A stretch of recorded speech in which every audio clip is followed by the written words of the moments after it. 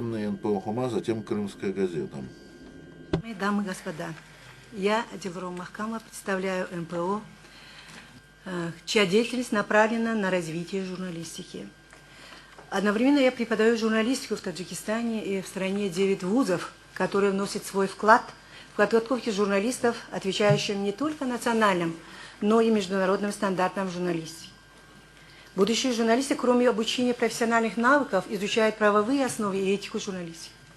Соблюдение свободы самовыражения через СМИ отражено в 30-й статье Конституции Республики Таджикистан, которая соответствует 19-й статье Конвенции о правах человека и 19-й статье Международного пакта о гражданских и политических правах. Анализ местных и международных экспертов по вопросу доступа к информации Таджикистан среди стран Центральной Азии занимает ведущее место. Для плурализма СМИ в Таджикистане делается многое. Функционирует НПО, содействующее свободе самовыражения в СМИ, обучение международным стандартам журналистики, конвергентной журналистики, освещению толерантности, дата-журналистики, факт-чекинга и так далее.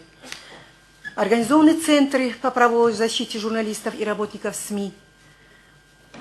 Реализуются проекты по обмену опыта журналистов за рубежом. Ежегодно в Душанбе проводится 3 мая Международный день свободы самовыражения, на который присутствуют представители посольств зарубежных стран и журналисты из всех СМИ Таджикистана. Журналист всегда несет ответственность за свою информацию перед аудиторией. Кроме оперативности и достоверности информации, должна быть непредвзятой, хотя внедрение редакционной политики и учредителя – это факт. В Таджикистане созданы условия для развития журналистики и свободы самовыражения. Спасибо за внимание. Спасибо вам.